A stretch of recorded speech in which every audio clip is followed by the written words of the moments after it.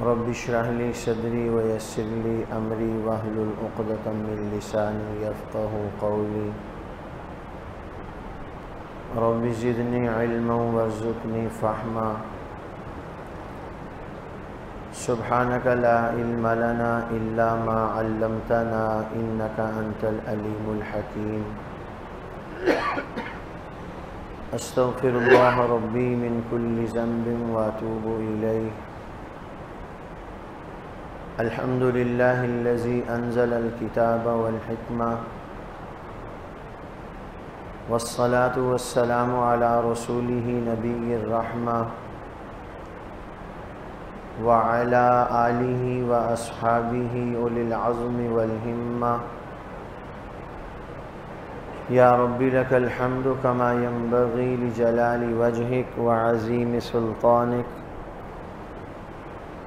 وأشهد أن لا إله إلا الله وحده لا شريك له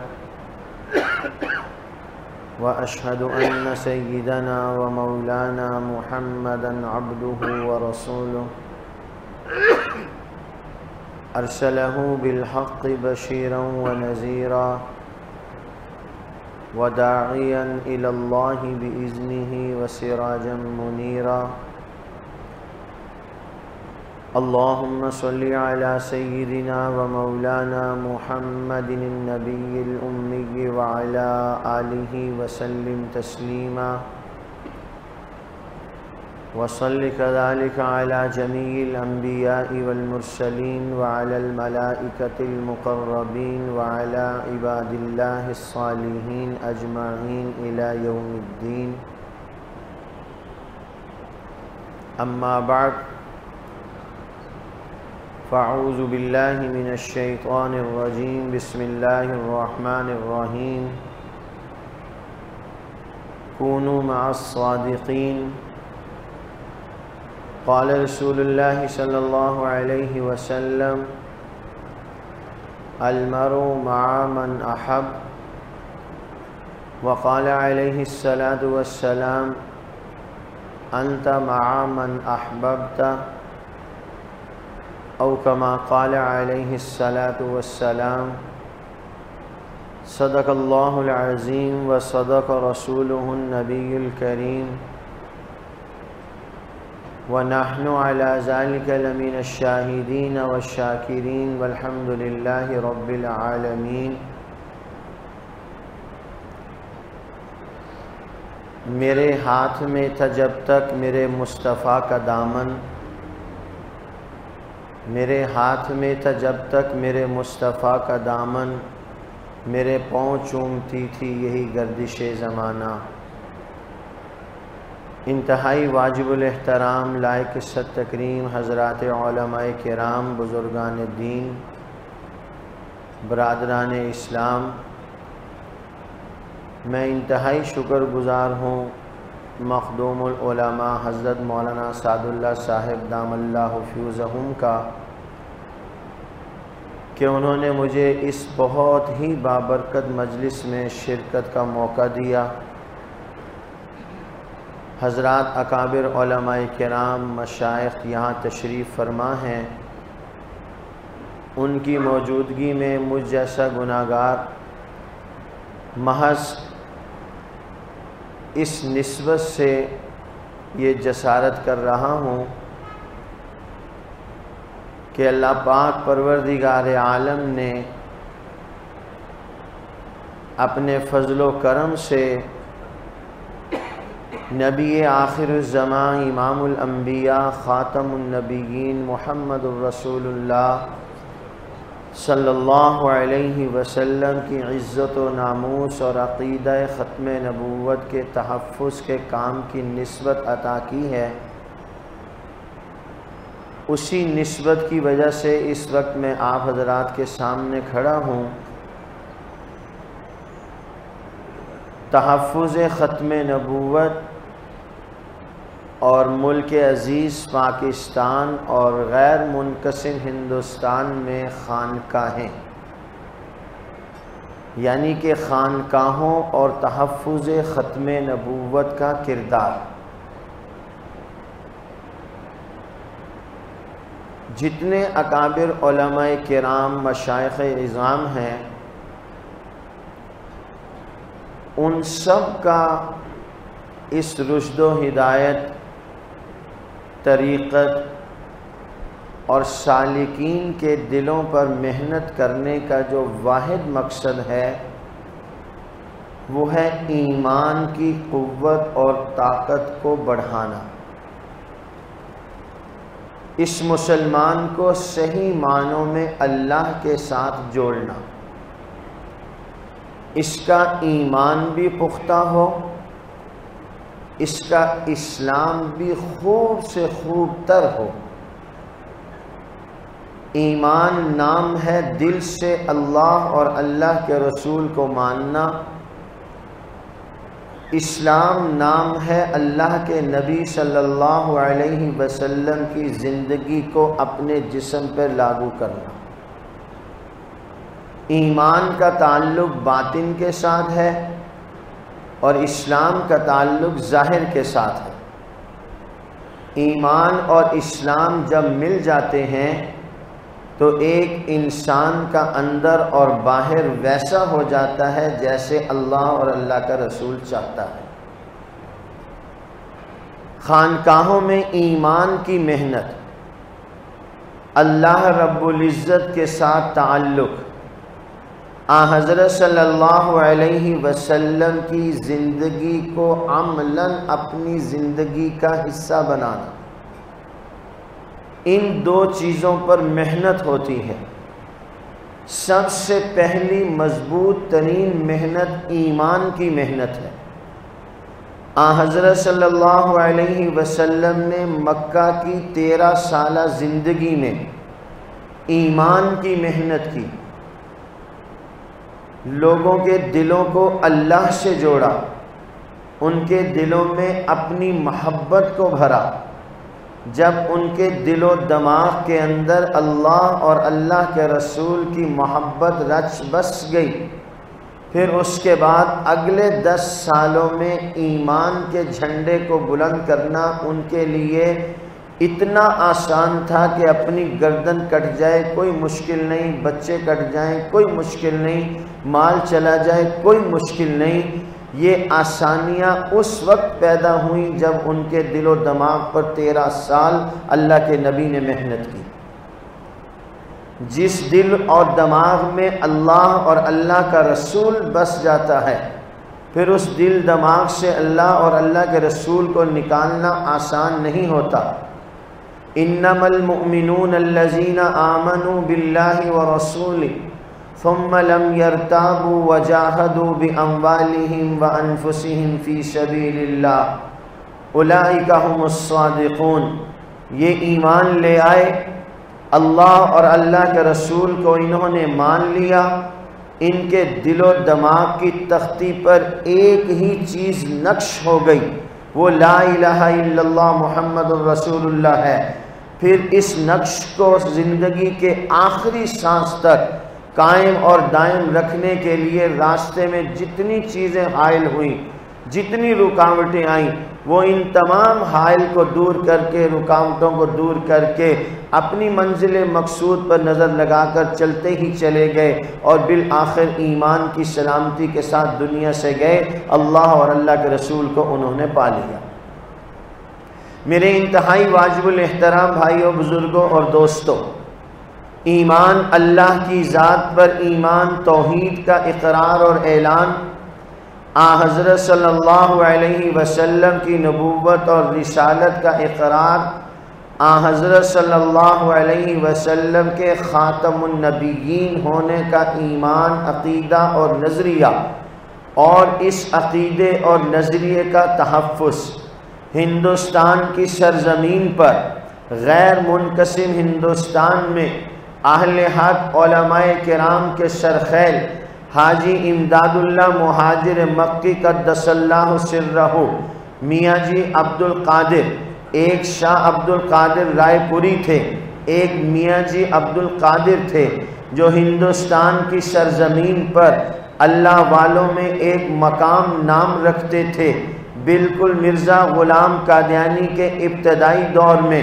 چند لوگ میاں جی عبد القادر کے پاس گئے اور انہیں جا کے مرزا غلام قادیانی کی چند کتابیں پیش کی اور ان کے سامنے ان کتابوں کو رکھا۔ انہوں نے اپنے نور ایمان سے، ایمان کی بصیرت سے، یہ آنکھیں ایمان کی بصیرت رکھتی ہیں جو اللہ کے سامنے رات کو جاگ کر گڑ گڑا کر اپنے لیے ایمان کا نور مانگتے ہیں، انہوں نے اپنے ایمان کی نورانیت کی بنا پر، ایمان کی بصارت کی بنا پر مرزا غلام قادیانی کی ان کتابوں پر نظر ڈالی اور ارشاد فرمایا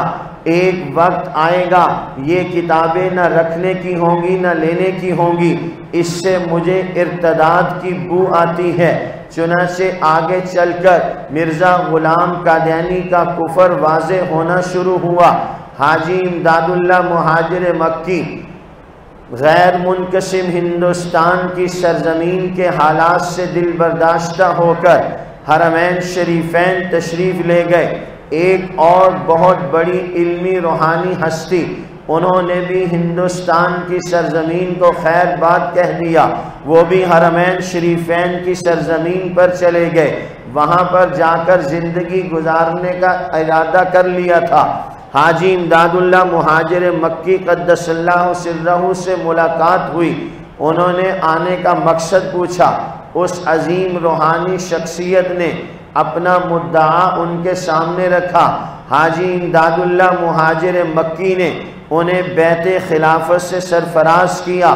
اور اس کے بعد انہیں حکم دیا کہ آپ واپس ہندوستان تشریف لے جائیے۔ ہندوستان کی سرزمین پر ان قریب ایک فتنہ اٹھنے والا ہے، آپ اگر ہندوستان کی سرزمین پر خاموش بھی بیٹھے رہیں گے تو وہ فتنہ ترقی نہیں کر پائے گا۔ ذرا توجہ کیجئے، وہ عظیم روحانی شخصیت زندگی کی آخری بہاریں حرمین شریفین کی سرزمین پر گزارنے کے ارادے سے وہاں پہنچ چکے ہیں۔ اب انہیں کہا جا رہا ہے کہ آپ پلٹ کر ہندوستان چلے جائیے۔ آدمی کے جی پہ کیا گزرے گی، اس وقت اس کی کیا حالت ہوگی کہ میں تو یہ چاہتا تھا کہ اللہ کے گھر میں بیت اللہ کے سامنے سجدہ ریز ہو جاؤں، میں تو چاہتا تھا اللہ کے محبوب کے دربار میں جا کر دربار پر کھڑے ہو کر میں درود و سلام کے نذرانے پیش کرتا رہوں گا۔ آج مجھے حکم کر دیا گیا ہے کہ تم واپس ہندوستان چلے جاؤ۔ اب میں یہاں آپ حضرات سے ایک بات عرض کرنا چاہتا ہوں، ایک ہے آپ کی میری خواہش، ایک ہے ملت کی ضرورت۔ تو وہ لوگ جو اپنی خواہشات کو اپنی قوم کے لیے، جو لوگ اپنی خواہشات کو اپنی ملت کے لیے، اپنے دوستوں کے لیے قربان کرتے ہیں، وہی حقیقت میں راہبر اور رہنما کہلانے کے حقدار ہوتے ہیں۔ اس عظیم روحانی شخصیت کو دنیا رشد و اسلام پیر مہر علی شاہ صاحب گولڈنوی رحمت اللہ علیہ کے نام سے جانتی ہے۔ چنانچہ پیر صاحب نے اپنی خواہش کو قربان کیا امت کے ایمان کی سلامتی پر، اپنے جذبات کو قربان کیا امت کے ایمان کے تحفظ پر۔ چنانچہ پیر مہر علی شاہ صاحب ہندوستان واپس لے آئے، واپس تشریف لے آئے۔ مرزا غلام قادیانی کا فتنہ اٹھا، پھر آگے مارکا آرائی ہوتی رہی، ہر میدان میں مرزا غلام قادیانی ناکام رہا۔ شاہ عبد القادر رائے پوری رحمت اللہ علیہ ہمارے اکابرین میں سے بہت بڑے بزرگ گزرے ہیں، ان کی خانقاہ میں حضرت مولانا لال حسین اختر رحمت اللہ علیہ اکثر و بیشتر تشریف لے جایا کرتے تھے۔ حضرت اپنی مسند پہ تشریف فرما ہوتے اور حضرت مولانا لال حسین اختر رحمت اللہ علیہ سے فرماتے،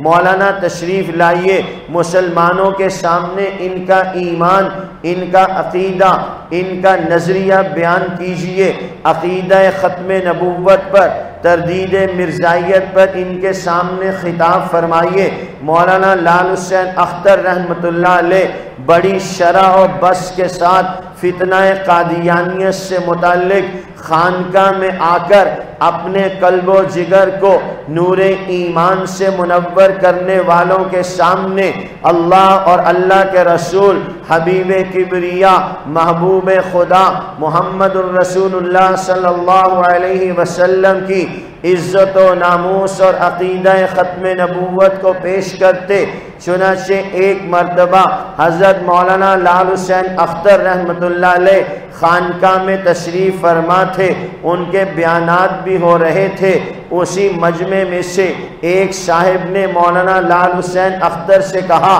ہم یہاں خانقاہ میں اللہ اللہ کرنے آتے ہیں، ہم یہاں تسبیح پڑھنے آتے ہیں، ہم یہاں نوافل پڑھنے آتے ہیں، اور آپ بیٹھ کر مرزا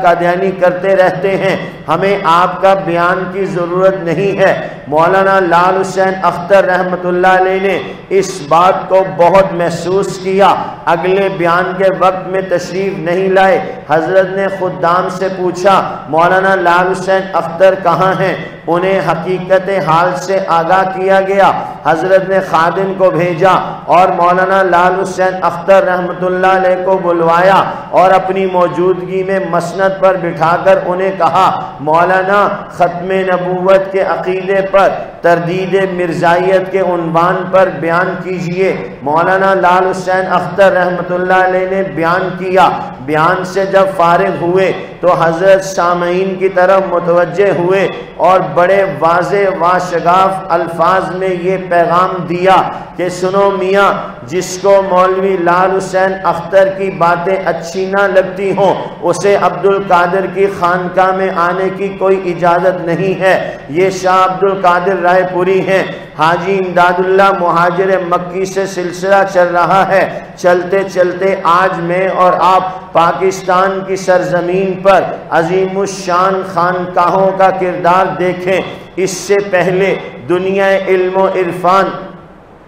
ایک بہت ہی اونچے نام سے واقف ہے جسے شاہ اشرف علی تھانوی قدس اللہ سرہ کہا جاتا ہے۔ حضرت تھانوی رحمۃ اللہ علیہ خالص خانقاہی آدمی تھے، خالص زندگی پڑھنے پڑھانے میں گزر رہی تھی، مگر وہ بھی جانتے تھے کہ یہ پڑھنا پڑھانا، یہ رشد و ہدایت ساری اپنی جگہ ضرور عظمت کی حامل ہیں، مگر نبی آخر الزمان امام الانبیاء خاتم النبیین محمد الرسول اللہ صلی اللہ علیہ وسلم کی عزت و ناموس اور عقیدہ ختم نبوت کا تحفظ اور تردید مرزائیت یہ مسلمان کا اولین فریضہ ہے۔ چنانچہ حضرت تھانوی رحمۃ اللہ علیہ سے ملنے کے لیے امیر شریعت سید عطا اللہ شاہ صاحب بخاری گئے، حضرت تھانوی کی خدمت میں پیش ہوئے، انہیں اپنی کارگزاری پیش کی، ان سے دعاؤں کی درخواست کی۔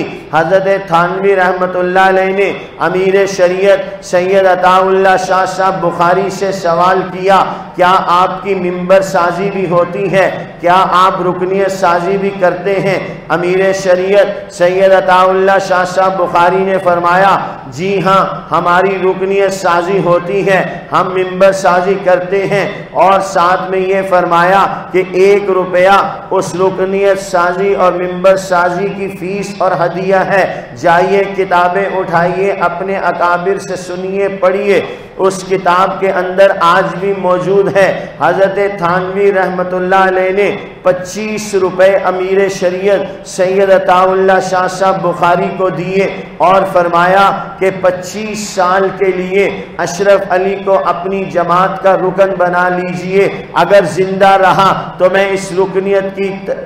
تائید تجدید کروا لوں گا، اگر زندہ رہا تو تجدید کروا لوں گا، اگر اس دوران دنیا سے چلا گیا تو میں اللہ کے حضور نبی آخر الزمان صلی اللہ علیہ وسلم کے سامنے آپ کی جماعت کا ایک کارکن بن کے پیش ہوں گا۔ یہ اتنے بڑے لوگ اگر ان کے علم و فضل کو سامنے رکھا جائے، اگر میں یہ بات کہوں تو میں اپنے آپ کو اس بات کہنے میں بجا سمجھتا ہوں حضرت تھانوی رحمت اللہ علیہ کا علم اتنا اونچا تھا کہ آج کے سارے علماء جمع کیے جائیں ان کے علم کی زکوٰۃ نہیں بنتے۔ جب وہ اللہ کے نبی کی عزت و ناموس کی طرف دیکھتے ہیں تو پھر انہیں بھی نبی کریم صلی اللہ علیہ وسلم کے چوکیداروں کی فہرست میں اپنا نام لکھوانے کو جی چاہتا ہے۔ علامہ انور شاہ صاحب کشمیری دارالعلوم دیوبند کی مسند حدیث کے سب سے بڑے محدث، صدر المدرسین، امام الاولیاء، رئیس المحدثین، رئیس المفسرین، علامہ سید محمد انور شاہ صاحب کشمیری 1935 سے پہلے ایک مقدمہ چلا، 1926 سے لے کر 1935 تک ریاست بہاولپور کی عدالت میں 19 اگست 1932 کو ریاست بہاولپور پہنچے۔ 25 اگست 1932 سے لے کر 28 اگست 1932 تک ریاست بہاولپور کی عدالت میں جسٹس محمد اکبر کے سامنے علامہ انور شاہ صاحب کشمیری نے اپنا بیان قلم بند کروایا۔ 29 اگست 1932 کو اسی ریاست بہاولپور کی عدالت میں مرزا غلام قادیانی کا وکیل بن کے جو کھڑا تھا جلال الدین شمس، اس نے علامہ انور شاہ صاحب کے 4 روزہ بیان پر جرا کرنی تھی۔ 29 اگست 1932 کو جلال الدین شمس جرا کے لیے کھڑا ہوا۔ علامہ انور شاہ صاحب کشمیری جلال میں آئے اور مرزا غلام قادیانی کو جہنمی کہا۔ جلال الدین نے جرا روک دی، عدالت کا بائیکاٹ کر دیا۔ اسی اثناء میں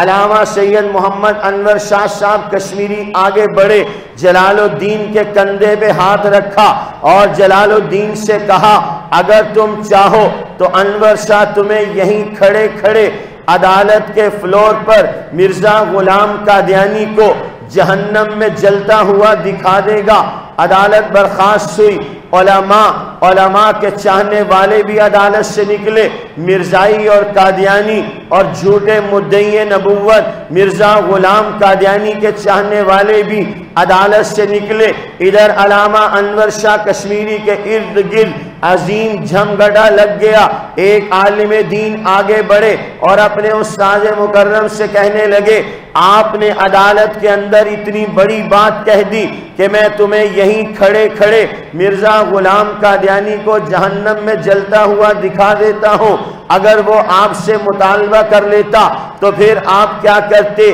میں یہاں ایک بات کہتا ہوں، یہ بات میرے لیے بڑی ہے، یہ بات آپ کے لیے بڑی ہوگی، مگر میں اس بات کو علامہ سید محمد انور شاہ کشمیری کے لیے بڑا نہیں سمجھتا، جنہیں لاکھوں احادیث زبانی یاد تھی، جن سے متعلق علامہ اقبال کہتا ہے 500 سال میں انور شاہ جیسا انسان پیدا نہیں ہوا جس کے چہرے کو دیکھ کر سکھ کلی کلمہ پڑھ لیتا ہے۔ میرا ایمان یہ کہتا ہے یہ بات انور شاہ کے لیے مشکل نہیں تھی۔ دلیل یہ ہے آج میرا آپ کا کسی افسر سے تعلق ہوتا ہے، ہم اس تعلق پر ناز کرتے ہوئے لائسنس بھی گھر چھوڑ جاتے ہیں، ڈرائیونگ لائسنس بھی نہیں ہے، گاڑی کے کاغذات بھی نہیں ہیں، پیچھے کی لائٹیں بھی ساری خراب ہیں، مان ہے اسے ٹریفک کا آئی جی اپنا دوست ہے، اس سے ہوتے ہوئے کسی ٹریفک پولیس کے افسر سے گھبرانے کی کوئی ضرورت نہیں ہے۔ علامہ انور شاہ کشمیری کو بھی اللہ کی معرفت پر، نبی کی غلامی پر ناز تھا، یہ مطالبہ کرے اس ناز کے طور پر میں بھی مطالبہ کروں گا، وہ میری لاج رکھتے ہوئے اس کے مطالبے کو پورا کر دیں گے۔ یہ تو تعلق کی بات ہے، یہ تو ناز کی بات ہے۔ جیسے ایک باپ کے 4 بیٹے ہوتے ہیں، ایک باپ ایک بیٹے سے زیادہ پیار کرتا ہے تو وہ ناز میں اپنے بھائیوں سے کہتا ہے ٹھیک ہے تم مجھے چیز نہیں لا کے دیتے، نہ لا کے دو، دیکھو میں ابو سے کہوں گا وہ مجھے لا کے دیں گے۔ وہ ناز کرتا ہے، وہ لاڈ کرتا ہے، اسے پتا ہے کہ میں کہوں گا میرا تعلق باپ سے ان 3 بیٹوں سے زیادہ ہے، باپ مجھے کبھی بھی منع نہیں کرے گا، میرا یہ ایمان کہتا ہے۔ علامہ انور شاہ کشمیری نے یہ جو بات کہی کہ میں اس مرزا قادیانی کو یہی جہنم میں جلتے ہوئے دکھا دوں گا، آگے سے کہا آپ نے اتنی بڑی بات کہہ دی۔ میں یہ کہتا ہوں یہ بات علامہ انور شاہ کے لیے بڑی نہیں تھی، اس لیے کہ انہیں ناز اتنا تھا، وہ ناز اس بات پر تھا، وہ یہ سمجھتے تھے میرا کمال عشق میں اتنا ہے اے جگر، میرا کمال عشق میں اتنا ہے اے جگر، وہ مجھ پہ چھا گئے میں زمانے پہ چھا گیا۔ ان کے قلب و جگر پر اللہ اور اللہ کے رسول چھائے ہوئے تھے، وہ اسی ناز میں کہتے تھے کہ تجھے مرزا قادیانی کو یہی جہنم میں جلتا ہوا دکھا دیتا ہوں۔ المختصر میری اس ساری گفتگو کا حاصل اور خلاصہ یہ ہے، ہمارے اکابرین ہمارے اسلاف بھی خانقاہوں میں جہاں اللہ اللہ کی ضربیں لگواتے تھے، جہاں رات کو کھڑے ہو کر نوافل پڑھواتے تھے، جہاں دن میں قرآن کریم کی تلاوت کا اہتمام کرواتے تھے، وہاں ہمارے اسلاف حضور علیہ السلام کی عزت و ناموس اور عقیدہ ختم نبوت کے تحفظ کے لیے مسلمانوں کے ایمان پر محنت کرتے تھے۔ آج کا یہ خانقاہی اجلاس بھی انہی اکابرین کی روایات کو زندہ اور جاوید کرنے کے لیے اپنے اسلاف کے کردار کو اس امت کے سامنے پیش کرنے کے لیے وہی خانقاہی سلسلہ ہے جہاں میں اور آپ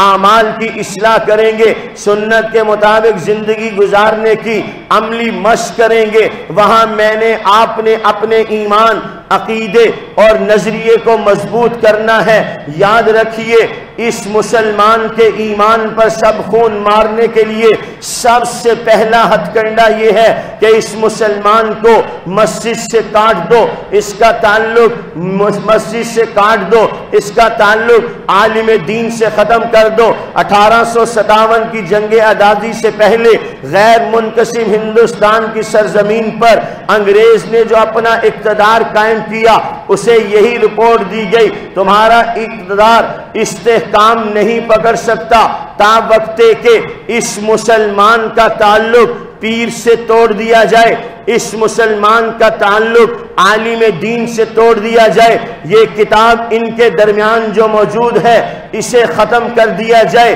غیرت ایمانی جسے جذبہ جہاد کہتے ہیں اس کے دل سے اسے نکال دیا جائے۔ 3 پوائنٹ دیے گئے، اگر آپ چاہیں ہندوستان کی سرزمین پر مسلمان کے دل و دماغ پر اپنا تسلط اور حکومت قائم کرنا تو تمہیں 3 کام کرنے پڑیں گے۔ اس مسلمان کا رشتہ عالم دین سے توڑ دو، اس مسلمان کا رشتہ قرآن سے توڑ دو، اس مسلمان کے دل سے جذبہ جہاد نکال دو۔ اگر ان تینوں کو الگ کر کے ایک بنا دیا جائے تو وہ یہی کافی ہے کہ اس مسلمان کا رشتہ عالم دین سے توڑ دو، شیخ طریقت سے توڑ دو، یہ عالم دین سے جڑے گا، اسے قرآن ملے گا، یہ عالم دین سے ملے گا، عالم دین اسے قرآن دے گا، قرآن اس کا رشتہ اصحاب پیغمبر سے جوڑے گا، اصحاب پیغمبر اس کا رشتہ محمد الرسول اللہ سے جوڑیں گے، محمد الرسول اللہ